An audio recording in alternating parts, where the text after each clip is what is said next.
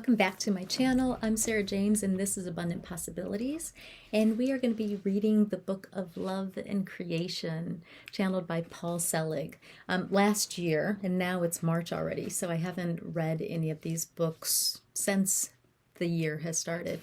Last year we ended on the book of Knowing and Worth, and I read that book, and that was just a very powerful message that we got from the guides. And I'm being called to read again because I wanted to keep reading these books to share the word with anybody that was out there that was wanting more guidance from their guides. Maybe you haven't heard of Paul Selig before.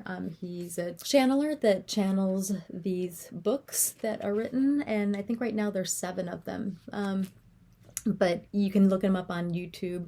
He's been doing it for many years, and these books are just super powerful. I've loved them thoroughly, and I've reread them, and just great information. So I wanted to read the book of Love and Creation. This isn't the book that came after the book of Knowing and Worth, but I wanted to back up and do this book because I've really wanted to do this one for a while. Right now I'm just diving more into self-love and what that looks like for me. And it's something that it's a spiritual practice that I practice every day in different ways, and getting out in nature and grounding and saying affirmations and doing mirror work and everything else. And I'm just diving into that divine love that I am. And so this book is just calling to me. It's saying, come to me, see what the guides are wanting to say.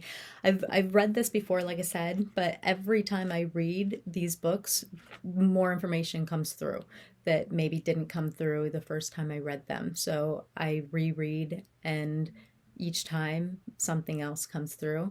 And maybe it will be the same way for you if you haven't read these books before. I want to read this whole book. I'm going to read this whole book online. So if you want to read along with me, go onto Amazon and order it. That would be great. And however it touches you, then let me know, leave a comment, and we'll take this journey together. The book of Love and Creation. See what the guides have to say about love and creation. It's going to be a nice ride. And this is a new year, new energy, new possibilities. So I've been excited to do this one, and I've just kind of been tied up into a project that I'm working on. If you hear any noise in the background, the person that I'm staying with loves scary movies, and he's watching one downstairs, and he's got the surround sound. So if you hear some screaming, it's not real. It's not going on. It's just a movie in the background, and hopefully it's not going to be too loud. And we're going to read the book of Love and Creation.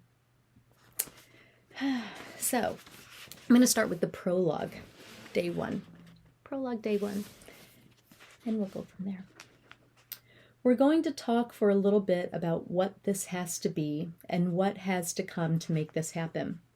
Between this issue of fear and the requirement for work has to bring forth the notification to the self that the work that will transpire is the correct work, and that the self that stands in the way and watches from the hallway to make sure that everything's okay is put to use elsewhere. This next book is a big one. It's a treatise. I'm not sure what that word is. It's a treatise again, but it's a different kind of treatise.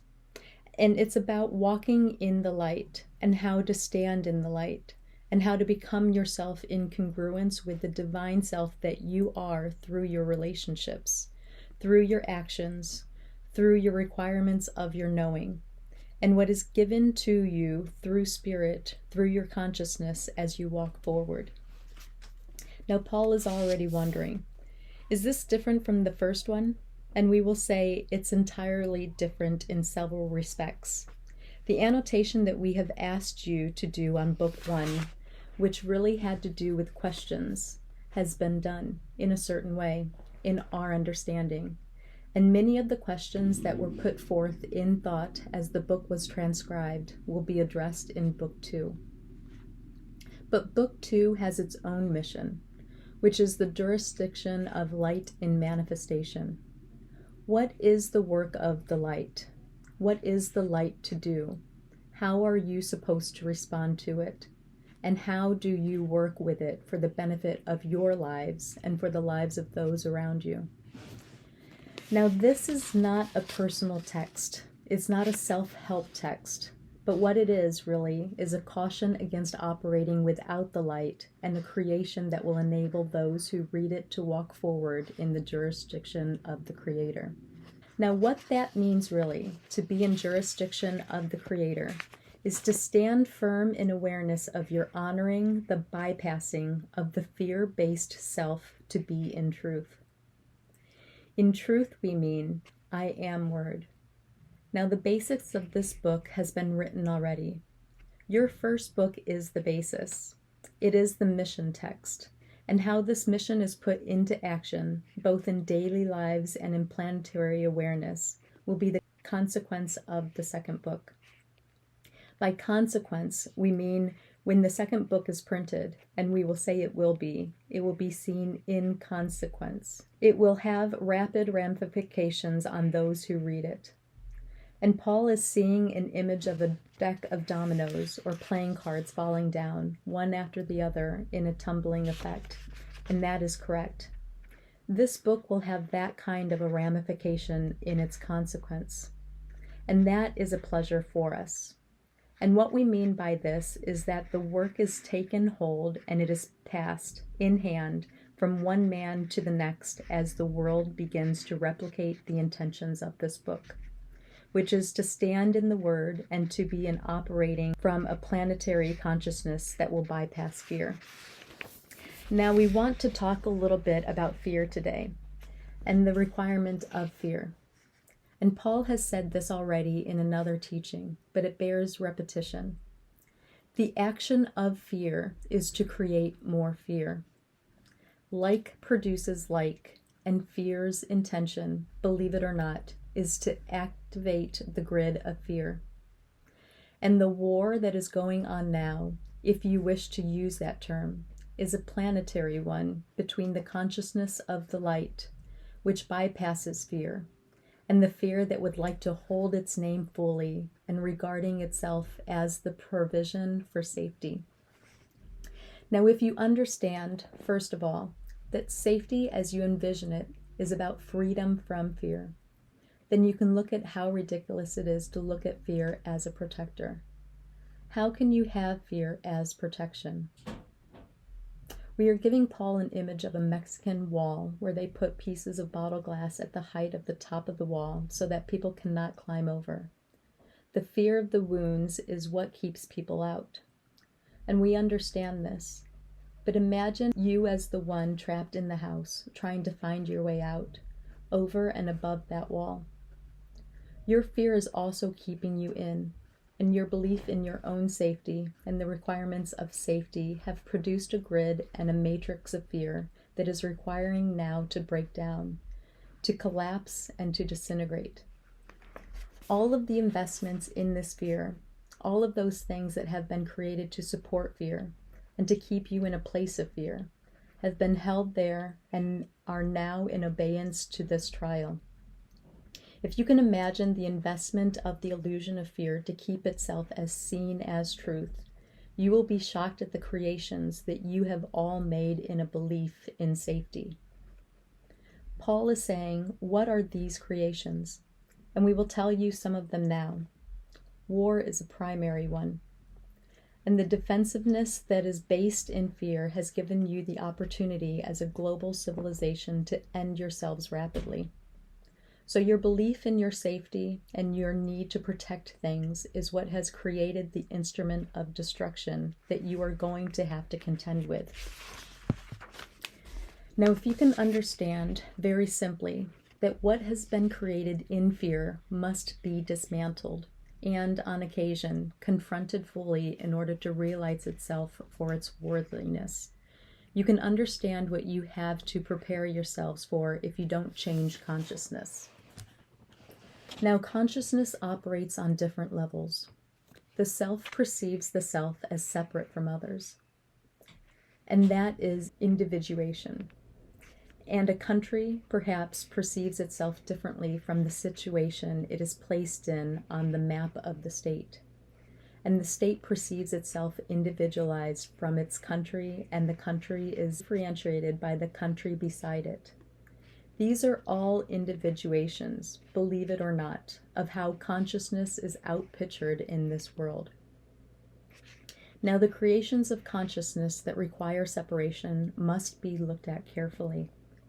There are times when differentiation is really radically important. Paul is seeing two people with two blood types who require transfusions, and it is imperative that they get the blood type that is important for them from the donor who has the appropriate gift and the appropriate blood type. That is okay, and that is required. When you get to issues of prominence and jurisdiction over others' well-being on a global level, you have to begin to look a bit differently at the creations of man. If we use the image of a garden wall as a simple image that will keep you safe from your neighbor's theft, and you see that as a simple reminder, my land ends here, yours is over there, there are no complaints. The wall is simply a symbol of division. But if you go below the wall, you understand perfectly well that the ground continues and the wall is a man-made construct.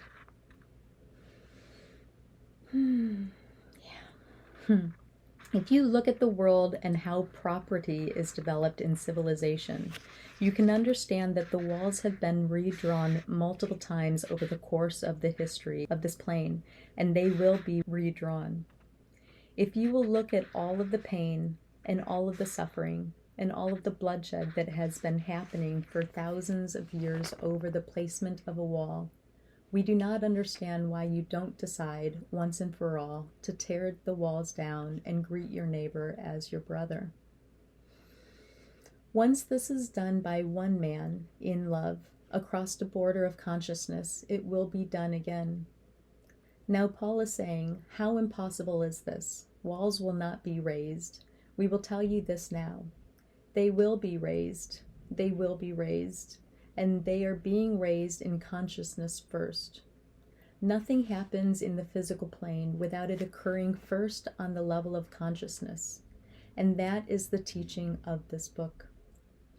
We say your neighbors are your brothers and your sisters, and your self-identification as a divine being is the archway that you pass through in order to know that this is true. As you know that this is true, what you contend with are the illustrations of separation that you will now be clear to see fully for what they are, a construct based in fear. As you have this information, as you understand that the fear is an illusion, and that which is built in fear's intention to protect itself, you can begin to dismantle it through your choice to be embodied as the Christ, as the Word, as the wonder of God embodied. Now we will tell you a line by definition. What the Word is the anchoring and the manifestation of the divine self incarnating as you. You operate from your divinity with an awareness of your unification with Source. You become a demonstration, walking and talking of love. And the identification of the self as Word, as the Christ itself, is the way this is done in fullness. So you will say, I am the Word. And it will be wonderful, and it will be true. And it will bring forth those changes that will align the matrix of fear to the dissemblance of itself once and for all time. Now we say fear, and what you must understand now is that the requirement of fear to create fear is an unconscious action. It is not a plan. It is how the breed grows itself. If I fire somebody from my job because I am frightened of what they do, I have created fear, and the ramifications of that choice will contend to bring about more fear. So when you see this as an operational system that seeks to realize itself, you can begin to work with it as a construct. And once you can see something as a construct with attributions and laws and practices and rules, it's a lot easier to understand them. The crucifixion of the self that you each fear will come to you if you realize yourself as your divine self is a promise of fear. There is crucifixion of the lower self, and the lower self has the investment of self-identifying as separate and creating constructs of separation. So you see, the war that is happening, if you wish to use that illustration, is between two different planes of awareness and self-identification. The self that is in terror of being seen for what it is, which is a fear-based construct, and the self that knows that it is free, but has not had the primary rule to be able to fulfill itself. If you can imagine a babysitter who allows the children to run about and do as they want until they get tired, that is a semblance of this. You are not allowed to override your will with an outside force. No one is allowed to come into their Christed self if it is not through their own choice and awareness. So that said, the idea of free will comes into play here in very direct ways. Now, Paul is wondering what we are talking about, and we will explain it to him. You have the privilege of running around and creating all the destruction you want to. You can do that as a child. You can do that as an adult. But you are doing it through your free will. Your higher self is intervening only through the permission it is allowed. No one will tell you at a certain point in your life that you have to go to bed and get the rest that you need. That is your requirement to give yourself. And conversely, until you decide on a level of consciousness that you are willing to ascribe to the teachings of the wisdom of your own Christed self, you will do what you want. And the division between these two selves in operation, in a funny way, is the consequence of operating in form while you are spirit. That's fun. So, to add on to a little bit of a noise, you just put clothes in the dryer. So, again, sorry for the noise, but this is life. Noise happens in life, and you just got to go with the flow. Just go with the flow. We're okay. We're reading. It's fun. The teachings of this book and the book that has preceded it are about embodying in consciousness. And when you are embodied in consciousness, you are in your awareness of your Christed self. And that self is running the show. The self that self-identifies as separate from this still operates on a certain level that is supported by you for protection of practical ways. I know my blood type is O positive, is separation. I know I wear a size 32 jean and that I have paid my taxes and that my name is such and such. All of these things are supportive of the requirements of the individual. But to the extent that you are operating from selfishness and an unawareness of the self in conjunction with the larger matrix of humanity through their own divinity connected as you in one grid of light, you are creating separation. So we are going to congratulate you to each today for embarking on a new tour, a new journey, a new way of operating in ambition. And by ambition, we mean you stand in your own knowing and you create from the space, I am in my knowing. And you align to the possibility that you will be taught. As we teach you, we remember who you are in truth. And as you are remembered by us, you remember yourselves. We are working with you. This will be an energetic transmission. No one is without the love of the Creator, and we will bring this to you on every page as we can. We will give you thanks now, and Paul will stop. This will be the end of the prologue, and we give thanks for your participation in the work that is to come. Word, I am word through this intention to allow this second book to come into its perfect form in perfect ways and in perfect timing. I am word through this intention to be of service through this manual of love and creation.